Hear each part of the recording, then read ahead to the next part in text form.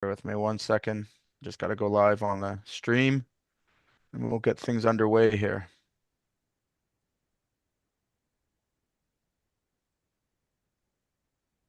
All right.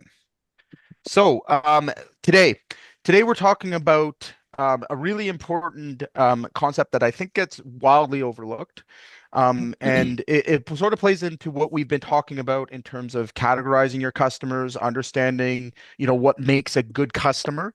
But one of the most common things that I see, especially with contractors that are, I'm going to say under 5 years, is how many services they're willing to offer. Okay.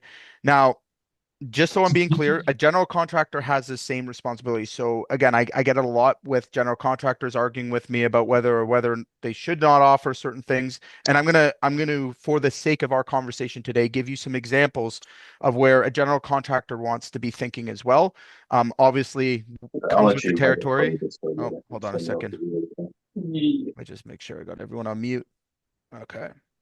So what am I talking about here? Okay.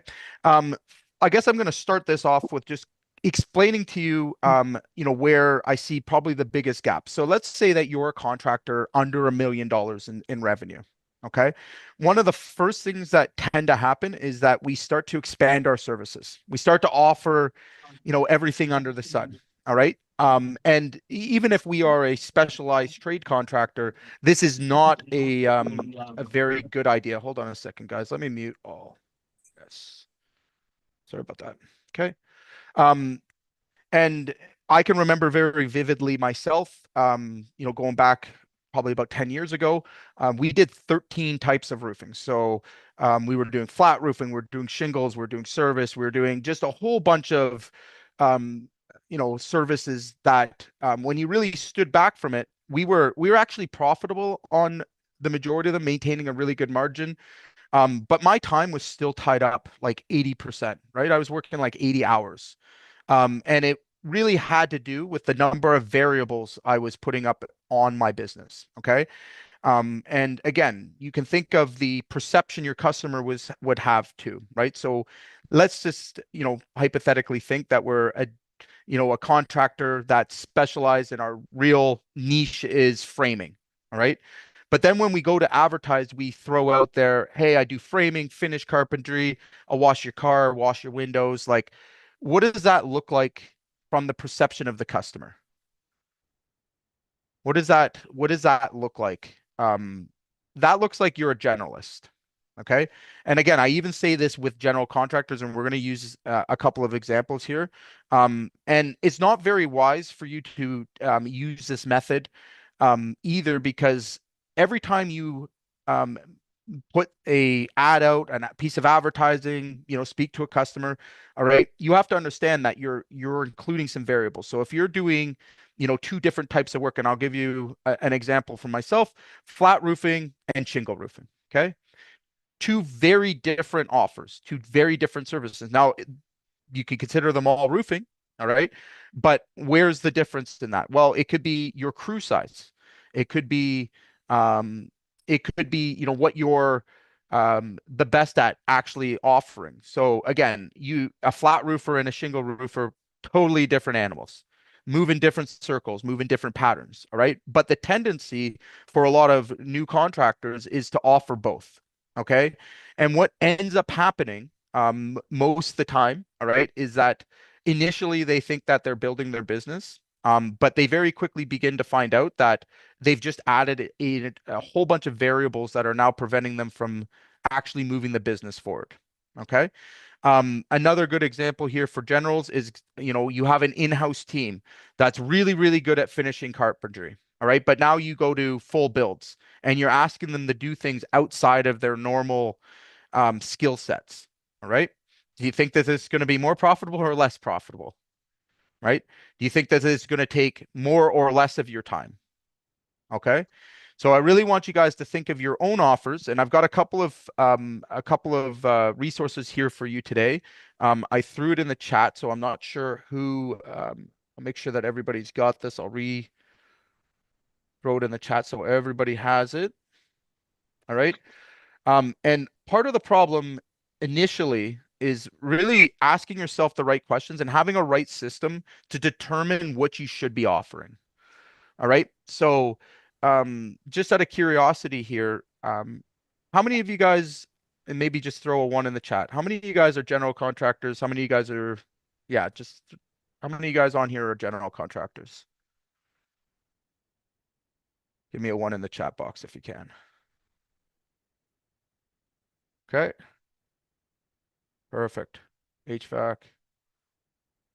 Got it.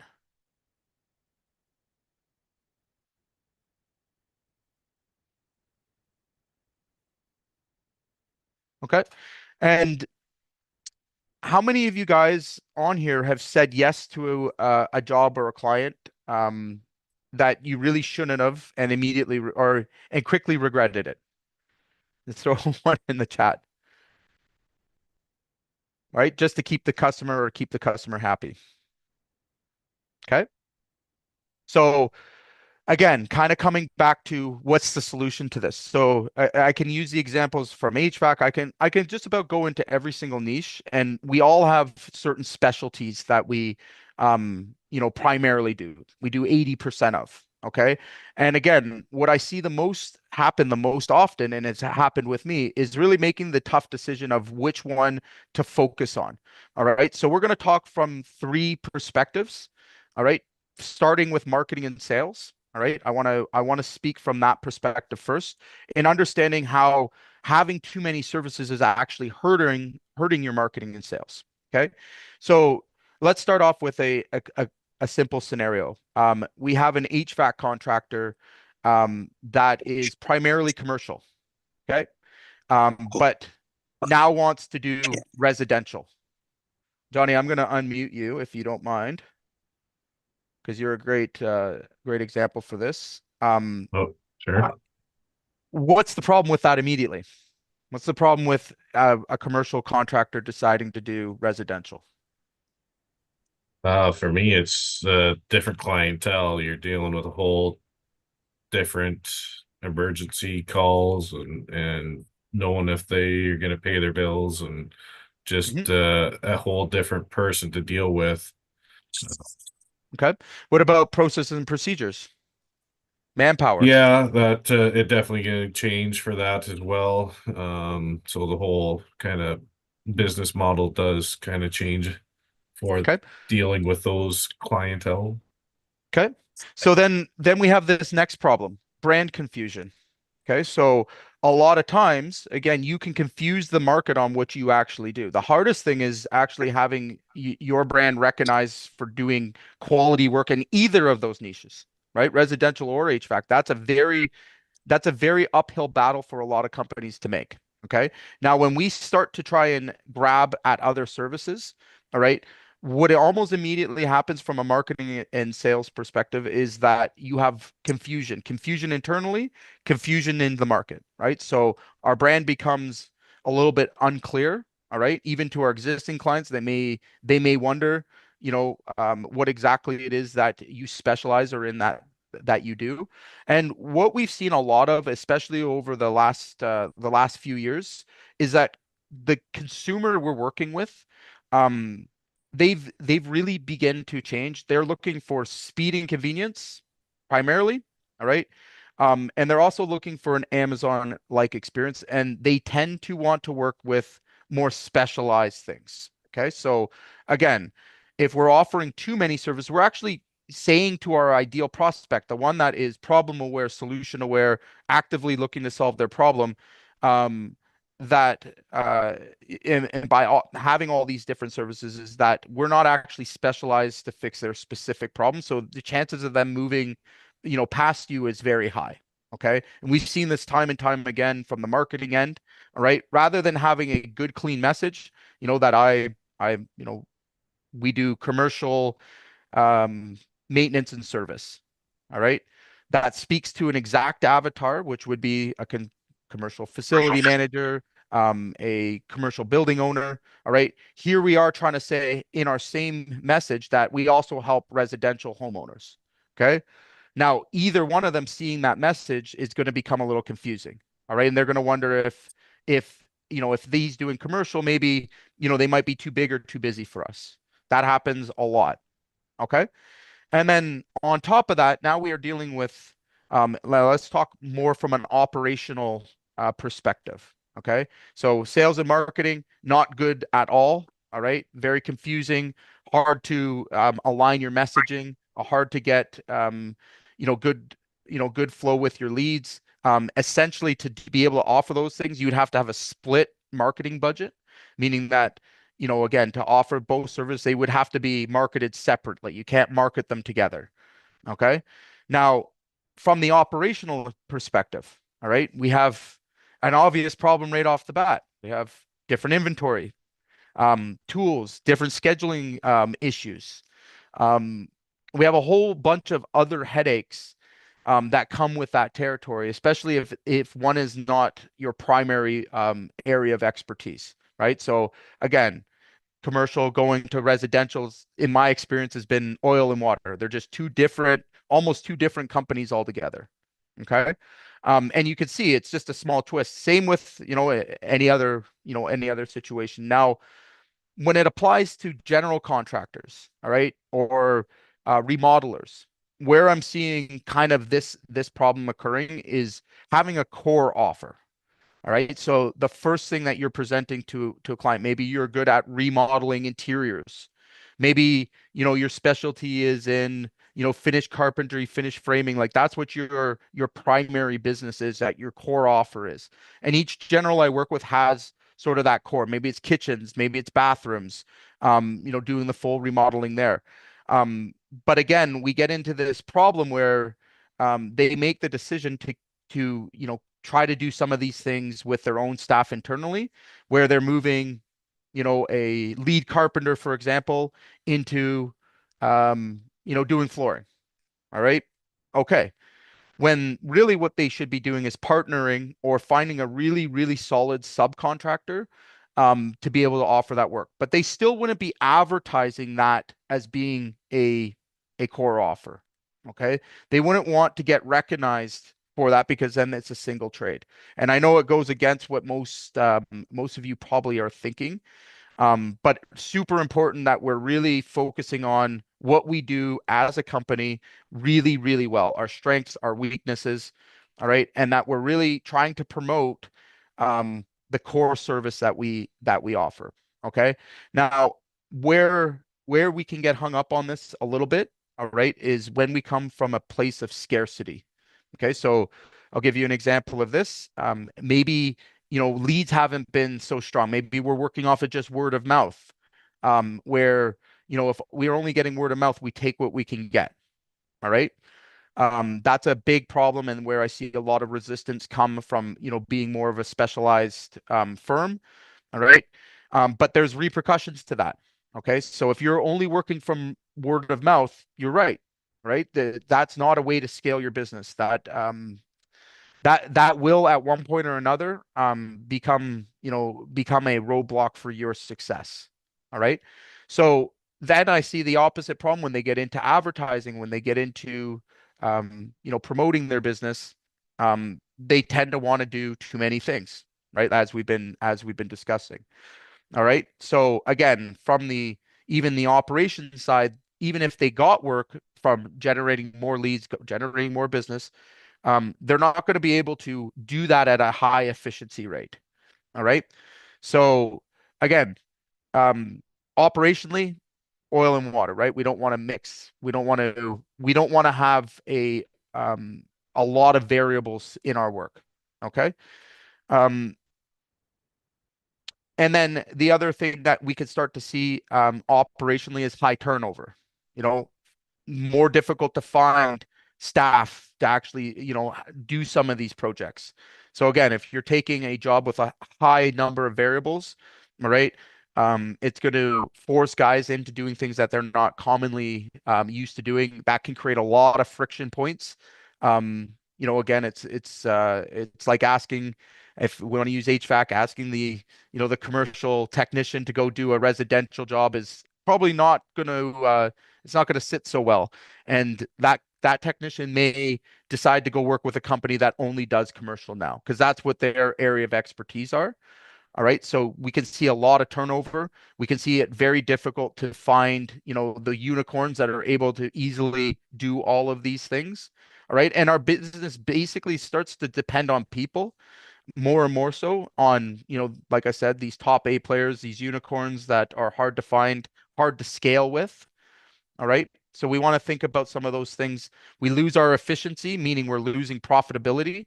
All right. So when we're sending guys in to do, work that they don't normally do, all right, they're not going to be able to do it as efficiently. The other side, if you're general contracting, again, asking a sub to do something outside of what they're, traditionally doing. So asking the framing contractor if they can do the finished carpentry is probably not a great move, or asking a residential framer to go frame up a commercial job. Not a great idea. Okay. So a lot of these things can be recognized. And what I find most often, as I've been sharing with you, is that at the core of the problem, the company hasn't really found that identity yet.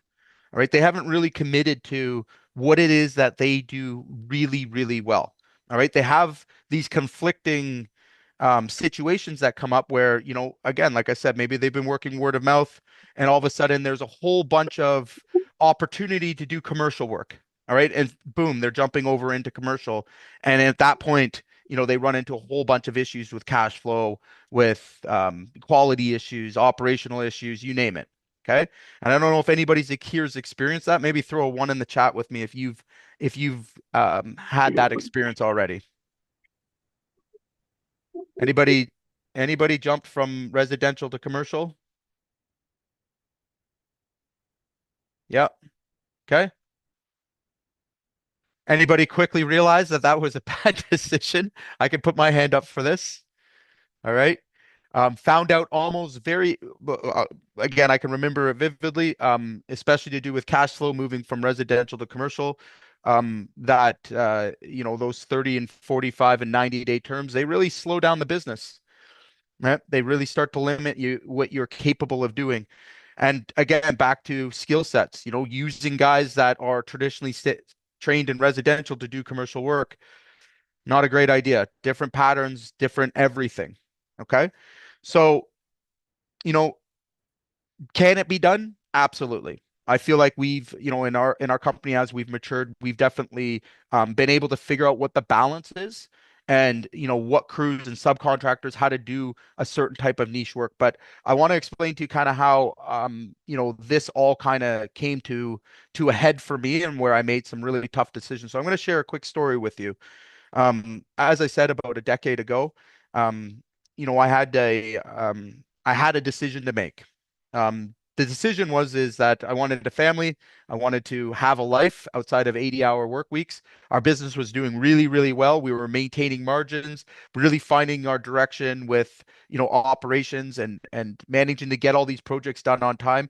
But there was a fundamental problem to what I was doing, and it took a lot for me to make a shift. Okay. The thing that I was doing was that I was accepting everything in roofing as something that I do. Okay. So, like I said, we had 13 different services that we were offering. Okay. And the result of that was even as I got better and better at managing those kind of jobs, all right, there was still too many variables for me to control. So therefore, I would have to jump in as a problem solver. I was constantly being pulled in different directions, as well as my internal management team. We had a very high turnover. We had it extremely high at the time.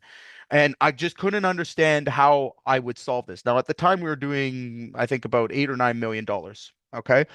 And I had this really good coach at the time that had walked me through and asked me to do what I'm going to share with you today, and that's a SWOT analysis. Has anybody ever heard of a SWOT?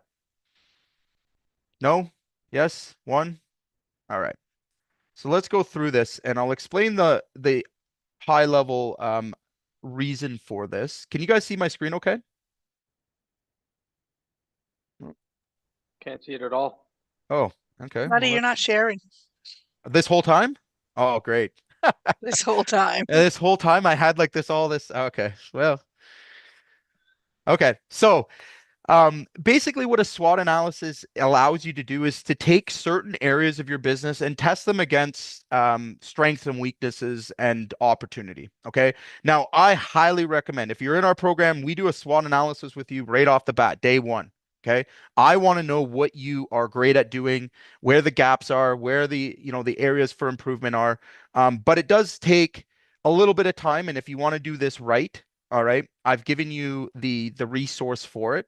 All right. But we're going to look at each, service that we're offering and ask ourselves some very honest questions. Ask ourselves some very important things that we're going to actually use to analyze. Is this service serving me or am I serving it? Okay. So a good example of me serving um, my business is the time commitment. Okay.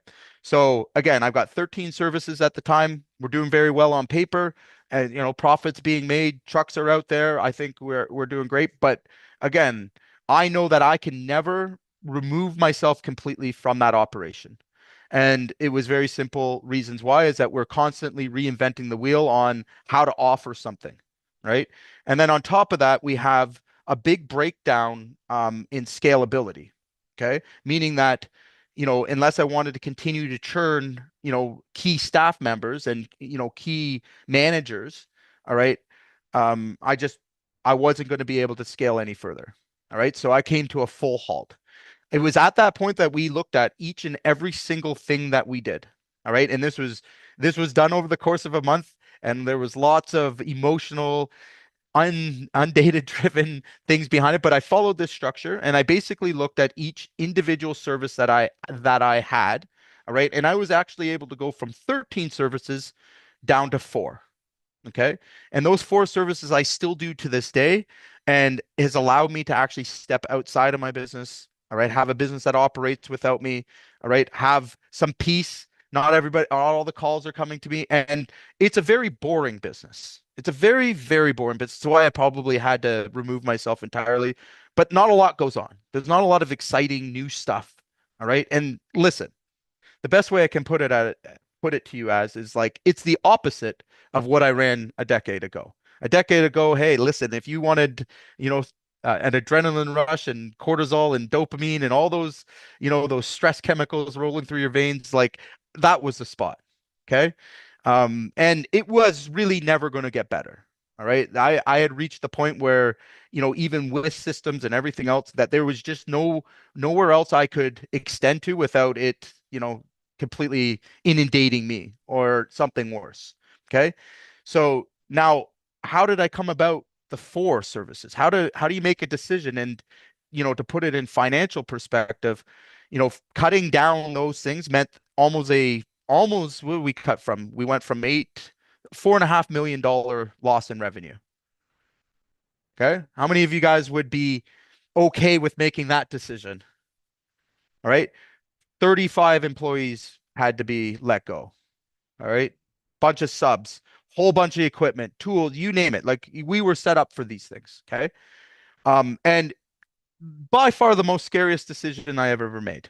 All right. One of the hardest decisions, one of you know, the, like the real soul searching things you do in your business where again, I can point back even a decade ago and that's where, I took a different path.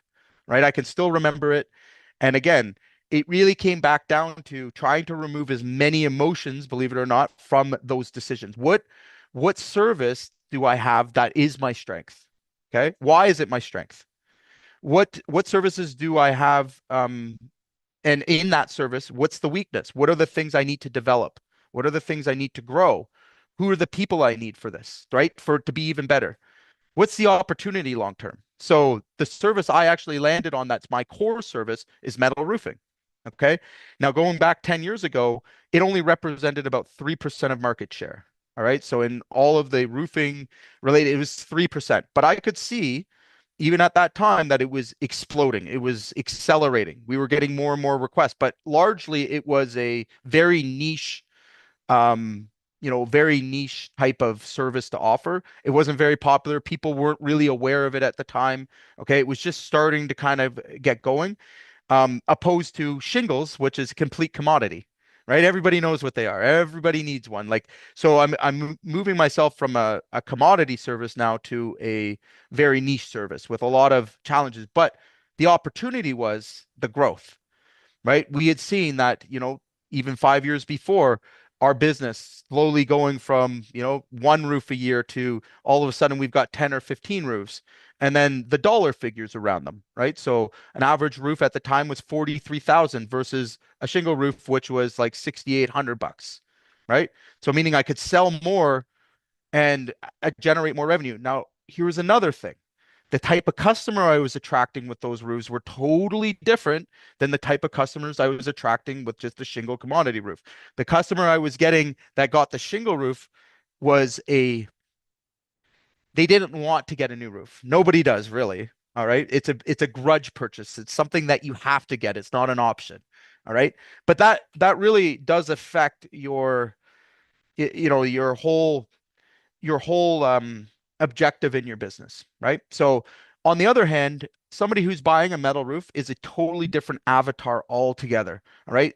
They are concerned with long term of their home. They do want, they want the Cadillac. They're the type that are buying name brand clothes. They're driving Mercedes. Like those were the type of people that I wanted to do business with and that I aligned with, and that was the easiest for me to do business day in and day out with.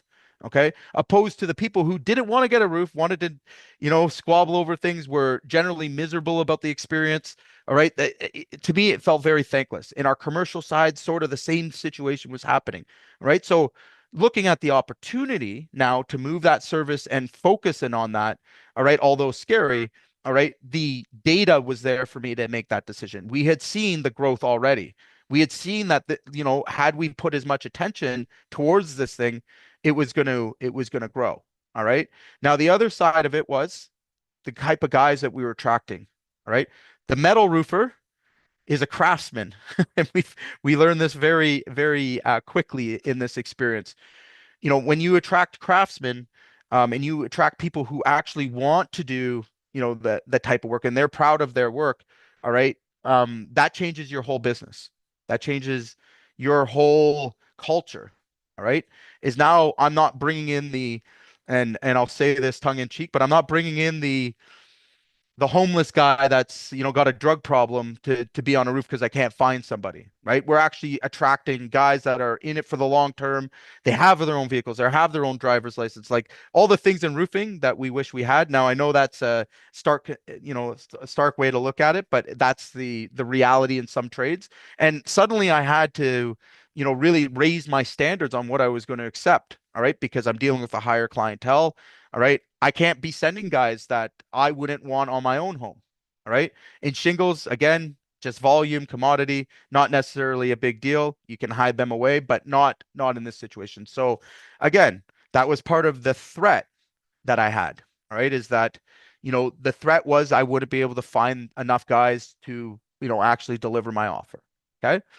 Now, again, I could look at the same commodity, which would be shingles, and look at the threats there and say, okay, well, do I want to be a revolving door of people that I don't align with and that I don't, that aren't motivating to work with, and have it destroy my culture? All right, where I'm just, constantly a revolving door here, or am I going to focus in on people that have more of a craftsmanship mindset? Okay. And this was, believe it or not, probably one of the most contributing factors is that I looked at my employees and my staff that I had in that particular service. All right. And I said, hey, you know what? Like I would trust any one of these guys to work on my house. I would trust them in the office. I would trust, like, those were real questions and real things that I analyzed down and a part of this process to come to this conclusion. All right. Is that, hey, you know what? I don't want to have a business that I have guys that have dependencies or dependents on me, right? I want to have a business where people are happy to be there, right? And again, bringing this back to, maybe a general contracting thing, you can actually take a service that you plan to continue doing and apply these same principles, right? So what is actually, a threat to, your core offer? How do we make it better, right? What's its weakness? What's the opportunity there? Okay. It's a process you can go through in a lot of different variables, but like again, when you're really determining if a service should be offered or not, you need to have a framework. You need to have a guideline or a way of making these decisions. And really, it's about the type of questions you're going to ask, if it is or if it is not. Now, ideally, when we're doing this, we're going to apply some data to these things, right? So if I make the assumption, all right, and it's an assumption until you have data to back it up, all right, that my strength is profitability. Okay. And I know this is going to be in the gray area for sure, knowing contractors. Most of you guys are currently unaware of your numbers, in my experience, but you may assume that you're more profitable in a particular type of service. Okay. But are you meeting, the benchmark standard for the industry? And if you are, where are you? Right? Where are you comparison to the top 10% of the market? All right. Would you be profitable in that group of people, in that circle of people? All right. These are very sobering questions, by the way. And I encourage everybody to look at them and examine them very carefully. You'll save yourself decades of pain and sorrow. All right. Because when we looked at ours, all right, we were profitable. All right. But not if when I cut down the production of the other things that were in my business, so meaning removed those other services, all of a sudden my overhead is still the same. And I have a service that would have to evolve very quickly. So meaning I would have to charge more to be able to offer it on a permanent base. Okay. This may be the situation with some of you. Okay. So looking at your margins and margin variability, all right, is a part of this process, and it should be if you're going to do this properly. Okay. So again, let's say that you're offering, you're offering well, we'll use roofing for example. You're offering commercial, all right, and it carries a average 10% margin. All right, cool. That's a weakness. You're not in a place of growth. You cannot scale that with those kind of margins. All right, so that makes it relatively easy. Now, before you drop it though, we would look at, well, where's the opportunity? All right, can we just simply raise our prices and bring our margins up? All right, to have that service still. And in most cases, that can happen for a lot of circumstances. It can happen, but the point here is that we're actually using a process or a system to make that decision, and then any statement or assumption that we're making, like this is a profitable service, has to be backed up by your facts. Okay, you can't just put an assumption down on the page, all right, and leave it there, or a feeling of, I really like the look of this, it makes me look established, saying I do commercial. All right. We got to get the ego out of it. We have to make sure that we are applying good business practices. All right. And the same goes for your weaknesses. All right. Again, when we're using data, when we're using numbers, the good thing about it is numbers don't lie. All right. Your feelings, your emotions, other people, all of those things can be misleading. All right. So we want to make sure that, it's okay to make an assumption as long as it's backed up by a piece of data or facts around that assumption. Okay. The same things apply to your weaknesses. I can't tell you how many times that I've had the conversation with clients where they identify a weakness. And then when we really look deeper into it, it's actually an opportunity. Okay. It's an opportunity that they're just not seeing properly because they're not looking at the right information to keep these thoughts and keep these assumptions clear. And one that I can remember just kind of off the top of my head, again, was I had a client recently, an electrical contractor, big electrical contractor, that when they initially had spoken to me, had told me that their maintenance department and their service department was their weakness. And I kind of stood back because I know a lot about services. I was like, wow, that's something, right? And as we got more and more into their business and into how they were operating, and we started looking more carefully at profitability, turnover, all these things that I'm discussing with you, we actually seen that it was the opportunity. Very quickly, we moved it out of that weakness category and into the opportunity, and made a couple of changes, and now it's their strength. All right. So again, we moved them from, doing, 60,000 a month with a like 18% margin to doing $140,000 a month with a 50% margin. All right. And that's all in the way that they were viewing their opportunity and the way that they were actually structuring that. Okay. Now, just to continue that process, there were some threats there. We had to remove some people that were in the maintenance service department that were actually better off being in their construction department. All right. That weren't service technicians. They were um they were more they were more suited for the construction side of the business. So that was actually the threat. And making those changes, to get to that opportunity, again, had to be discussed, had to be analyzed, had to be, made clear so that we could actually get them to make the decision. Now, I'll throw one more onto this scenario, that the owner himself was construction background. All right. He did not appreciate or respect service at all. In fact, in his mind, even though he was doing, 60,000 a month, he wanted to drop it. He didn't like it. And when I asked him why, it's simply because he never did it. He never actually had done it. But I promise you, as of the 2 weeks ago when we had the last discussion with him, he's a big fan of it now. And you can imagine why. Okay. Um, so moving on in terms of this, and by the way, guys, I'm not going to go through the step by step for this. There's a whole workbook if you guys want to really apply these decision making frameworks. And again, I encourage you do it. It has application in all types of decision making and analyzing your business, but it gives you a very good start and a good base um, for how to actually make these choices in your business. Okay. Um, so real quickly, I'm just gonna pull my screen down here quick. Out of curiosity, is there anybody on here that is having a struggle with services that would be open to having a conversation? Any volunteers?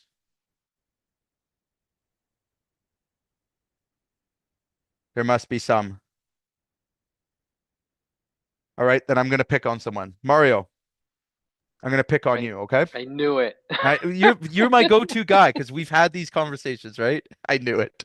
I do pick on you often. Okay, so let's I'm going to bring you back to when we first were having discussions and we had a lot of decisions to make around what we're offering. Even this week's call, we had some decisions to make and we had some things up in the air. Let's take your situation, and it's because it's fresh. Is it okay if I share it? Absolutely. Okay. And we're going to move it through the SWOT analysis and we're going to make we'll hopefully get some clarity out of it. So we'll call this live coaching. All right. So just so you guys get the background, Mario is a cabinet maker. He's a manufacturer. And he's also a bit of a general contractor. All right. So meaning he would primarily prefer to just install his cabinets, but given the opportunity and in order to produce more production, he's also actually wanting to possibly look into general contracting. Okay, we've had these discussions.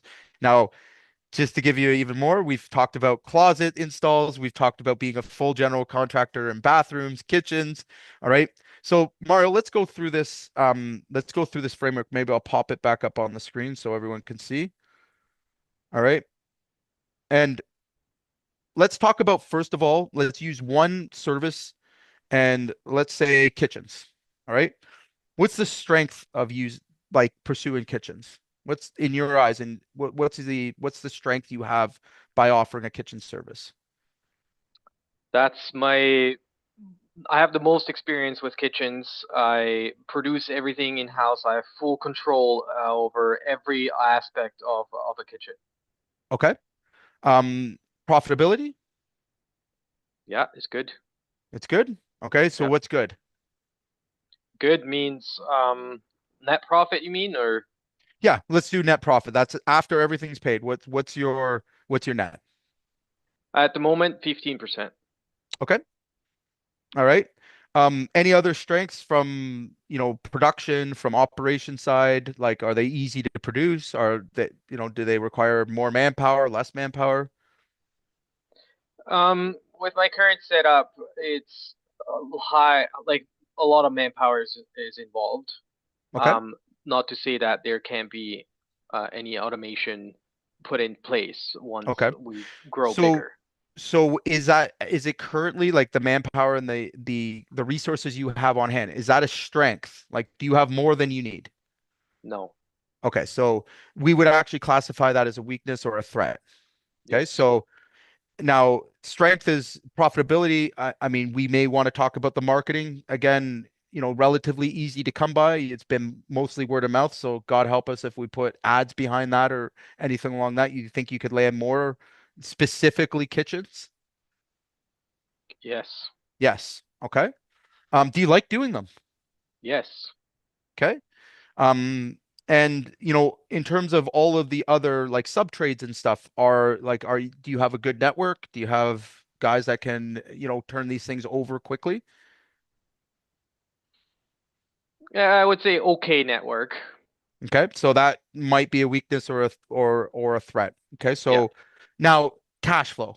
The number one thing, by the way, guys, this is something that we should always ask when we're doing this. Okay, and in just about every area, like, is it cash flow positive or is it a drain on cash flow currently? Um, we're moving out from a drain to cash flow positive. Okay, so would you say that that's a strength or a weakness right now? I would say it's still a weakness. Okay, so again, our strengths, we've got volume, right? We're able to do quite a few. We haven't really even marketed, so there's range to move up. That's really an opportunity as well. Okay. Um, Obviously they're profitable for you, right? Easy, relatively easy to turn over. Let's talk more about the weaknesses. The weaknesses right now is manpower resources. It sounds like networks and trades to be able to produce these at a Space. higher scale. Space. Okay. And what other weaknesses would you say are involved in this? It's quite involved to manufacture and install a whole kitchen. There's a lot of Okay. moving parts in it, a lot of opportunity for mistakes and failure. Okay. So you would say high variables. Yes. Okay. And that's a very important thing here, guys. So like again, there is some very key characteristics of a fast moving and a fast scaling business. And what you will find, and if you look at the top 10% of any sort of market, is that they've got a strong control and an unfair advantage over their variables. Okay. So I'll give you an example of this in that maybe in your business. I have a factory overseas that can produce, you know, 30,000 cabinets a week. All right. I'm connected with that factory. All right. And I also have a endless supply of Eastern European craftsmen, all right, at my disposal. Okay. Now, if I come into an open market, all right, I have those two strengths on my hands. All right. Pretty easy to see where that's going to lead, right? Opposed to the opposite. If those are my weaknesses, I don't have a factory that can produce, and I don't have an endless supply of manpower. I'm now at a disadvantage, right? Yeah. So again, as we discover what services we have these unfair advantages in, okay, and I want you guys all to think about your unfair advantage. Mario's unfair advantage in this one, I can tell you right now, is he manufactures the cabinets, which is a big part of um the entire thing, right? So again, the rest of the other trades that can come, they can be subcontracted, right? So it means he could work with it, but we would have to be more organized to kind of organize all those things, correct? All right. Yes. Now tell me, what's the real opportunity that you've seen with kitchens and what do you still see as an opportunity here? So from where you are currently to where you could potentially be, what things can we say definitively is the opportunity? Improve, like create a menu for people to not Yep. have all the like less variables. Okay. Improve the sales, Hmm. um, how we sell things and speed, Okay.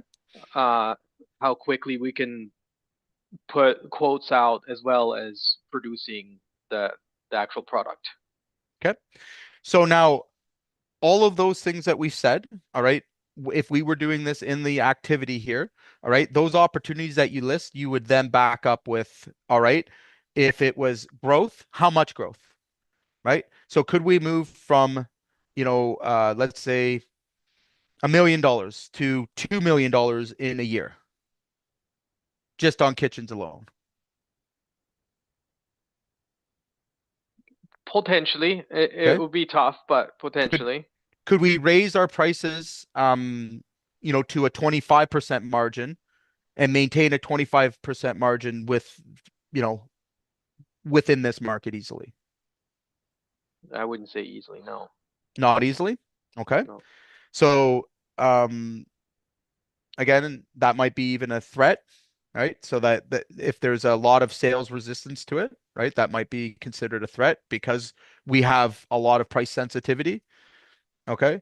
What other opportunities are that you can see? Branch out with different offerings.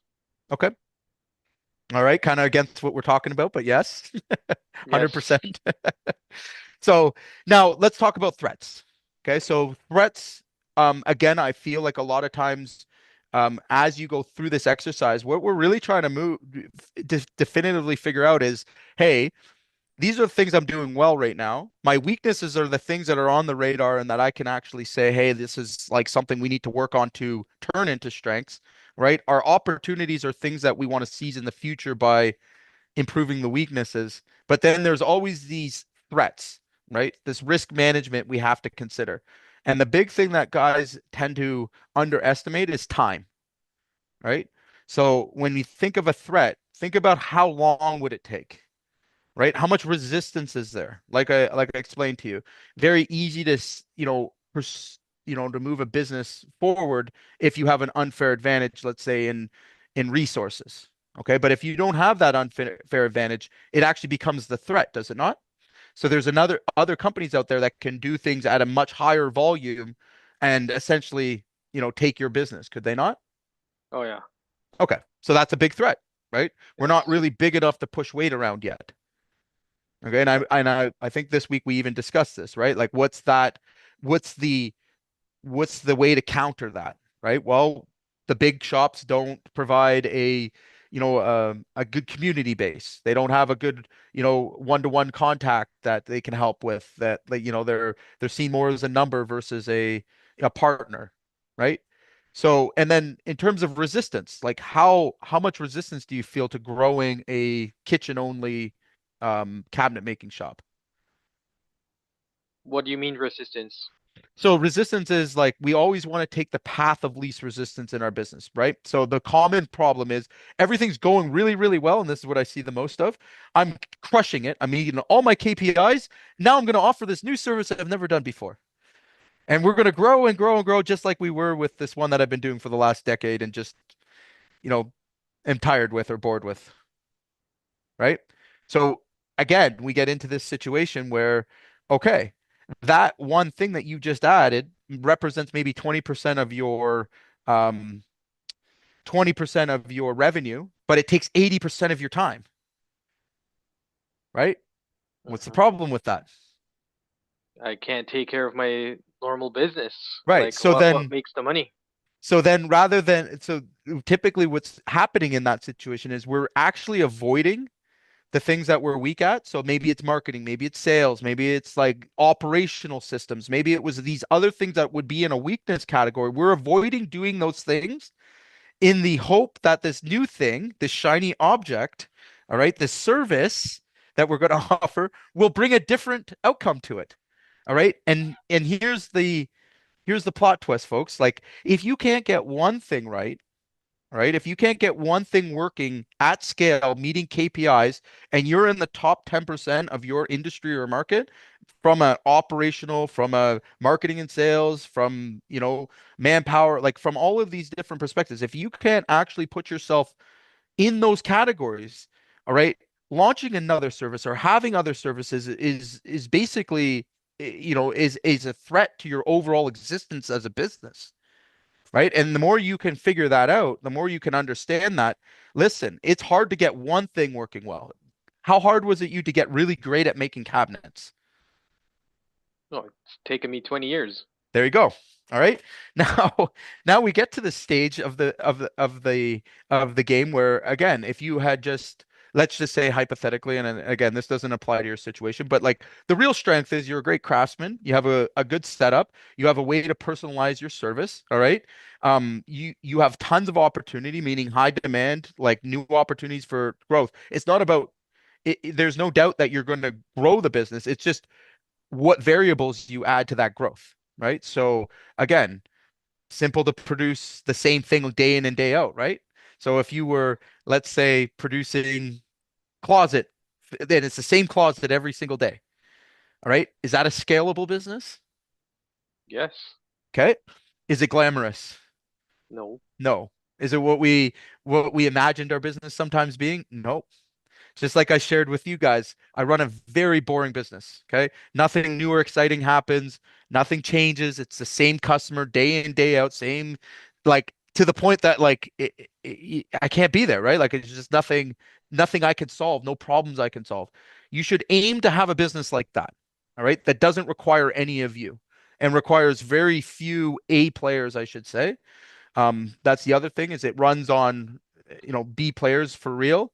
We're not using, highly, the top of the top, and I don't have you know, the killer closers. I don't need that, right? My systems make up for that. My routine makes up for that. All right. Our our focus on the things that move the business forward the easiest way has been how I've got to this stage. Okay. So again, I want you guys to try and apply this to your situation, and think about your own situation and how a service may be hurting you or helping you. So after this conversation, Mario, all right, what do you think you could gain from this? Well, first of all, I hate you right now. Live coaching, um, like what do you mean? it's bang on. Hmm. Um, and like to me, it was very apparent. Um, I suck at sales and marketing, and Hmm. it's not going to change by offering closets. Right. Right. We made that decision pretty quick, right? Yeah, It was gonna make that more difficult. So again, the conclusion here was that, hey, we're going to look at something that's far more scalable, like selling cabinets more conveniently to people who are selling them, right? yeah, Makes sense. So again, now by narrowing that focus, do you think that your message becomes clearer to the market? yeah, absolutely. Right? Do you think that we could double down and, again, be satisfied with a higher margin? Because I know when you sell cabinets versus and somebody else is installing, we have a higher margin, don't we? Yeah, Yeah. Right.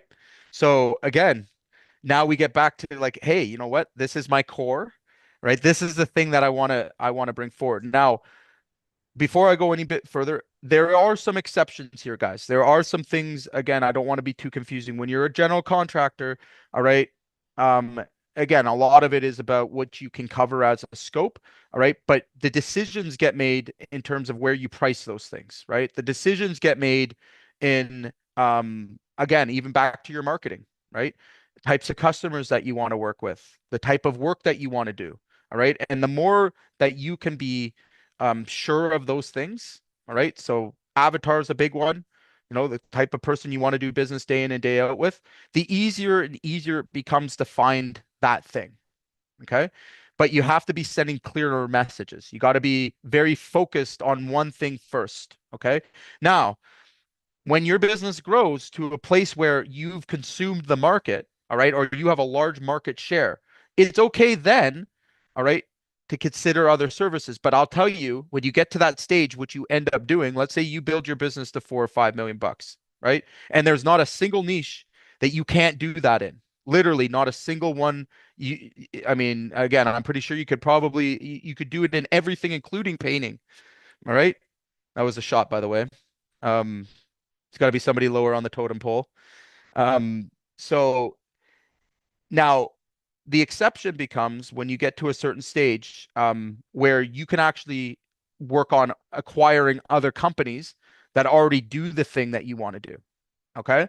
That's a big exception. So, and I recommend even if you are over that $1 million threshold where you're earning a 20% EBITDA, that's a basically a 20% margin or 20% profit on all of your jobs, and you have a well-ran operating company. I wouldn't recommend you start new divisions because that's very expensive and there's a lot of downsides to it.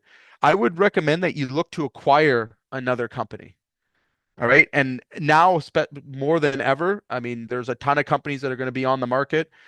If you have good systems and processes within your business, a lot of those things apply to the new company you may acquire, and you're limiting your risk, right?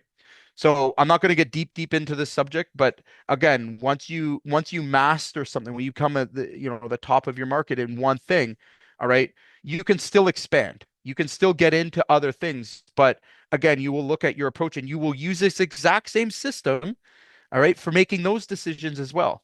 All right. When you analyze a company, you can do the same things, right? What are the strengths? What are the weaknesses, opportunities, threats? All right. Like I said, this is a framework that you can use to make a lot of very difficult, complicated decisions in a simple way. Okay. So I want to spend the last few minutes here, guys. And I want to open it up. I'll get everyone, if you want to unmute yourself. Does anybody have any questions? Anything they can relate to or take away from what we were discussing? So I actually have quite a bit of experience doing SWOT analysis, and the amount of Mhm. clarity it provides you is next level. It So, sure is. so excited to put this on my task list. But Right? I'm going to utilize my AI tools too. So For sure. I just did a little prompt and it said, okay, tell me the people in your community that you believe. It's going to give me questions. I'm just going to answer the questions. So I'm going to use The- my tools. Thanks, You're Jay. you're so funny. Like on the classroom training, I put all the Hmm. prompts for it. You- Yay! yeah, cool. That's a great takeaway. And yes, absolutely. This is another way you can do these things, and AI is great for that. Absolutely. Cool. Anybody else have a takeaway, or anyone confused on what I've shown here, how they can apply it? I think the biggest takeaway is you don't have to do everything to be profitable, and Absolutely not. Yep, you're and absolutely right. doing too much waters down your brand. So Totally. Totally. Again, and more as we move into this more digital marketing, and the new consumers start to really um, become more prevalent, it's becoming even more important, right? The more we're advertising online and stuff like that, like you have such little amount of time to make an impression with someone. You have, I think the average right now is like 3 seconds in an ad to get someone's attention. And if that ad isn't on point and in alignment with what that person is looking for, forget it. Right. And this is where we see the biggest gaps coming up. And then it follows all the way through the business. So that's a great share. I appreciate that. Anybody else? Okay. Yeah, I like how you said, to look at make sure that you're great in one area Hmm. instead of multiple different areas. Because one of the biggest things that I did is I'm in the cleaning service. So I Okay. do the cleaning of the construction cleanup, event cleaning, Hmm. residential, all those different areas. So we're just a big cleaning service. But then I'm noticing that the people that I'm bringing in, they they may be good over here, but they're not good nowhere else. So it's like I feel like that I'm being a hamster on the wheel, Yes, and I don't sir. want to be the hamster on the wheel. Every 50 miles, where'd you go? I ain't went nowhere. I've been here.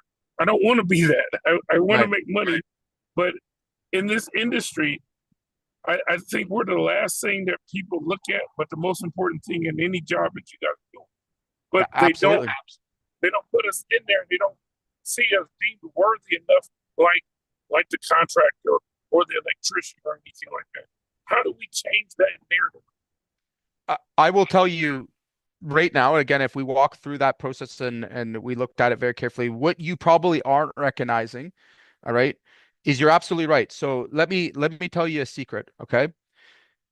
if you want to be the top of your market, okay, you have to look at marketing and sales, all right? So who you're selling to, the exact same way that you look at hiring and recruiting. Okay. If you do those two things well at the same time and have the same message, all right. So let's say, for example, you decide, hey, my biggest margins are in construction cleaning. There's demand there. There's opportunity for growth. Like over the next 2, 3, 5 years, there's going to be more and more buildings built. I've got great connections there. Let's just say hypothetically. All right. And you have one guy that just loves construction cleaning and like they're specialized in that. Okay. The magic is to actually do both at the same time. So you're hiring and recruiting with the same message. You're not going out looking for a general cleaner that maybe cleaned houses and then trying to throw them into the construction cleaning, right? Because those don't work, right? Someone that was maybe cleaning office buildings, now you're throwing them out on construction sites because that doesn't work. But instead, you're aligning your message and saying it to, the recruitment side. This is what I specialize in. And what I found is guys in the hiring market, all right, when they align with a company and what they offer. So again, I can say from the HVAC, for example, a commercial technician, all right, will only want to work with a company that only does that type of work. All right. They would be turned off by a company that says they do other things as well. Right. They would be less likely to want to work for that company. Okay. So again, the two major resources we need are customers and people to do the work, right? That makes sense, Yeah, it makes a whole lot of sense. The right? thing is one of the things is when I go out and I do my recruiting, 90% of the people I'm finding anymore, they want to work, but they have no way of getting to work. So then it's like, There you go. okay, do I go into the transportation business of getting them to work and charging them, or just don't even look at any of those and make sure that all I get is people that have their own transportation? So when you said that earlier, I was like, good. Yep. That's a fact, right? So like again, the more specialized you can get, you can also ask a higher margin, right? So again, does the customer that is looking to get just their house cleaned, from a normal cleaner, expect to pay the same price as the guy that's, having a full construction clean? Like which one are you making more off of? Well, right now, believe it or not, they're all even. I'm almost even on everything. Ooh, so there's your opportunity right there. Right. Because what I've been doing is I don't I don't put none of my workers out until I take them to the certification. So each person that works for me are certified. If they like to do floors, they're a certified floor cleaner. I have certified window cleaners. I have certified, construction cleanup cleaners. I Right. make sure that they're certified and they're taking the classes and getting the certification so that when they go in there and we pitch the how much we're charging, we can say, well, we're different because everybody that's on your site is certified in the area that they're working in. You can't Right. say that for them. You see what I'm saying? So Yeah, so yes. now I have a little bit of background and I know a little bit about this particular business, but I have worked with some cleaning companies. Construction cleanup has like a much higher hourly rate or a flat rate that you charge from in our area anyways, with the companies that we were working with. Typically your construction cleanup will carry a higher margin and a better chance for flat rate pricing, right? Which is again much more. It was scalable for our clients versus trying to compete for lowest price on the in-house cleaning, right? So again, I've been at this issue before, and again, you want to go where your margins are, right? So and this may be different for your area, so I'm not telling you to go one way or the other. What I would suggest is that you look very carefully and see if there's a better opportunity for margins in one thing or the other, because you may be very well leaving quite a bit of money on the table. And if you are, all right, how much easier just to pay more for that service. So again, you want somebody that shows up every day that's hungry, pay them more than everyone else. That becomes an unfair advantage, right? So if everyone's paying $25 an hour, but you can afford to pay 30, right? Because you're charging more, there's the magic, right? Okay, that makes sense. Yeah, because I've been looking at that. I'm like, because I try to make sure that the margins is great, but where my dilemma comes at is not in hiring and the work; it's in the bidding of the job. Right. That's another factor, right? Right. The bid the jobs. You know, I'm in one of the fastest growing areas in the country right now.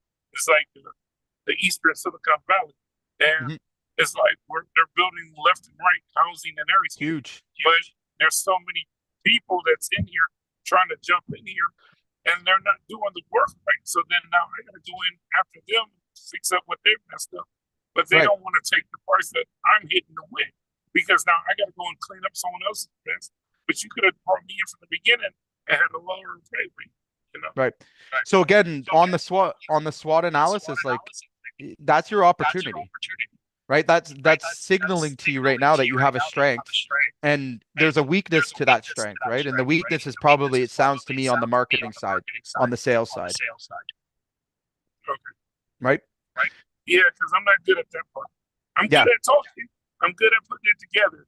But to go out and market it, that's the and I'm not trying. I mean, I'm looking at bringing in someone who can do it, but they have to understand. They have to understand what I'm looking at. Because I just don't want to bring in somebody who says, "Oh, I can help you market." I mean, hell, I can get AI and a 5-year-old to do marketing for me, but I need somebody to do it correctly so that I can grow and give me the growth in it. You know? Right. Well, that's again, ironically, that's what we do here, right? So like all of this is with intent. If you're looking for any help on getting aligned with that, you know, have a call with us, and maybe we can come up with a game plan for you. All right, I appreciate it. Thank you. Cool. All right, guys. Appreciate everybody's time. Great feedback, great engagement today, and we'll see you later.